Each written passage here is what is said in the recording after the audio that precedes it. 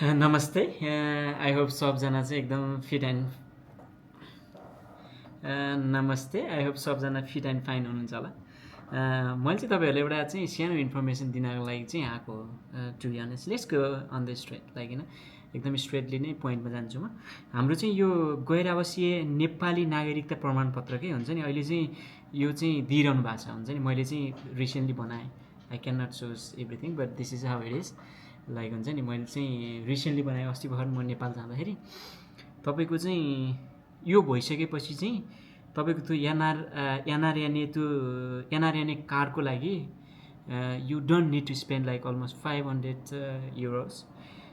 मलाई चाहिँ just time चाहिँ दिनुपर्छ हजुरले। 2 दिन चाहिँ मैले चाहिँ 2 दिन टाइम दिएँ। एक दिन चाहिँ तपाईँलाई म होल प्रोसेस बुझाउँछु है। त्यो एक दिन चाहिँ हजुरले गएर चाहिँ त्यो नागरिकता चाहिँ त्याग्नुपर्छ। हुन्छ नि, नागरिकता त्याग्नु पर्नको लागि त्यहाँ सबै त्यो पुलिस रिपोर्टदेखि लिएर तपाईँको पुलिस कार्यालयदेखि लिएर फोटो चाहिन्छ। तपाईँको 6-7वटा चाहिँ फोटो खिचेर लिएर जानुहोस्, फोटो चाहिन्छ।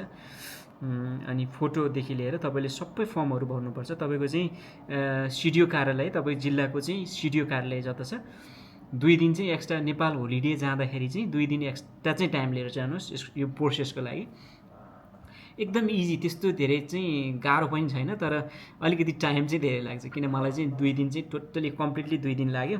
पहिला मेरो चाहिँ यता धादिङ घर थियो, हुन्छ नि, धादिङ यता फुलखरको भएर चाहिँ पहिले सुरुमा चाहिँ मैले धादिङमा चाहिँ मेरो सिडिओ कार्यालयमा गएर चाहिँ नागरिकता परित्याग गरेँ। अनि नागरिकता परित्याग गरिसकेपछि चाहिँ त्यसपछि मैले त्यहाँबाट चाहिँ एउटा पत्र पायो। पत्र पाइसकेपछि त्यो लिएर चाहिँ म चाहिँ गाविसमा गएँ। मेरो चाहिँ ओडामा गएँ। ओडामा गएर चाहिँ त्यसको लागि एप्लाई गर्नलाई चाहिँ यता गैर आवासीय नेपाली नागरिकता प्रमाणपत्र चाहिँ एप्लाई गर्नलाई चाहिँ त्यहाँबाट चाहिँ सबै फर्महरू भरियो। उहाँले चाहिँ सबै प्रोसेसहरू गर्यो। त्यो प्रोसेस गर्दाखेरि चाहिँ जम्मा 3000 रुपियाँ चाहिँ तिर्नु पऱ्यो, भनेको $25 युरो अराउन्ड। अनि त्यो गरिसकेपछि म चाहिँ त्यसपछि फेरि धादिङ आएँ, हुन्छ नि, प्रोसेसको लागि। अनि फेरि त्यसको लागि चाहिँ फेरि आउँदाखेरि चाहिँ तपाईँको चाहिँ सिडिओ कार्यालयमा आउँदाखेरि चाहिँ तपाईँको प्यारेन्ट्स, मदर फादर जो भए पनि एकजना चाहिँ हजुरसँग चाहिँ they need to come along with you guys. अनि त्यही हो प्रोसेस, त्यही हो, एकदम इजी प्रोसेस। हेर्नुहोस्, यु सेभ लाइक एनआरएनए कार्डको चाहिँ बनाउनु भयो भने चाहिँ तपाईँको चाहिँ अलमोस्ट लाइक $500 500 युरोजको चाहिँ प्राइस लाग्छ। त्यो कुरा चाहिँ तपाईँले सेभ गर्नुभयो। अनि अर्को बेस्ट भनेको चाहिँ तपाईँको एनआरएनए कार्डको चाहिँ एउटा लिमिटेड टाइम हुन्छ क्या, तपाईँको 5 years 10 years I don't know कति इयर्स छ। मैले असाउन्ड बनाएको पनि थिइनँ।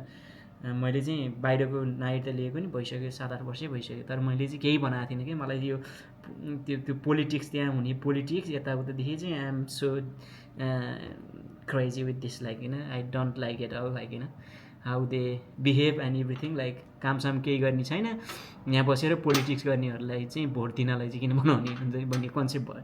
तर चाहिँ यसो बुझ्दाखेरि चाहिँ यो गैर आवासीय नेपाली नागरिकता चाहिँ एकदम बेस्ट अप्सन हो।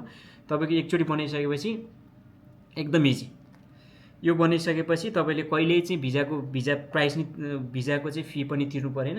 अनि बेस्ट पार्ट भनेको यसको त्यो लिमिटेसन भन्ने नै हुँदैन, लिमिटेड टाइम भन्ने नै हुँदैन, फरएभरलाई हो यो।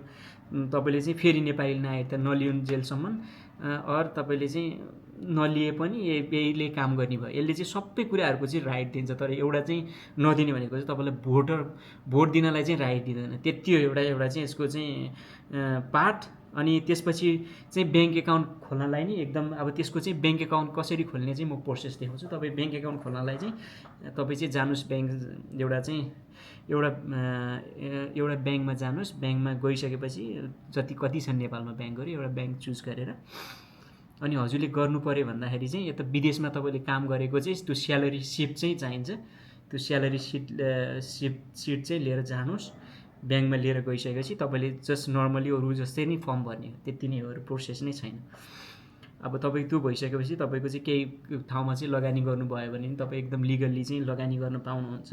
तपाईँले घरहरू किन्न पऱ्यो भने, जे गर्न पर्ने नि एकदम सजिलो छ स्थिति, एकदम सजिलो छ यो प्रोसेस, हुन्छ नि। सबलाई चाहिँ म एकदम रिकमेन्ड चाहिँ, हुन्छ नि, प्लिज तपाईँ जाँदाखेरि, नेपाल जाँदाखेरि चाहिँ 2 दिन एक्स्ट्रा लिएर जानुहोस्। यो काम चाहिँ जसरी पनि गर्नुहोस्, एकदम यो इजी छ, एकदम सजिलो पनि छ। आई मिन इजी सजिलो एउटै भइहाल्यो यो, हुन्छ नि, एकदम सजिलो छ काम। You have to do that, like हुन्छ नि।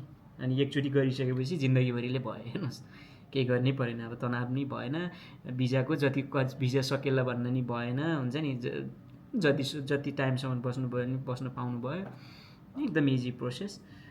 I hope it's help, like हुन्छ नि अरू पनि यस्तै रिलेटेड कुराहरूको लागि हुन्छ नि, बिजनेस कसरी गर्ने, मेबी लाइक यो क्रिप्टो सम्बन्धी यताउता, I know some, I have some knowledge, like हुन्छ नि क्रिप्टो सम्बन्धी, एआई सम्बन्धी पनि maybe I will come along with you guys one day, like त्यो साइडमा पनि भिडियो लिएर हुन्छ नि, maybe like if you are interested. अनि चाहिँ त्यही हो, I wish you all the best and have a nice time. नमस्ते है त।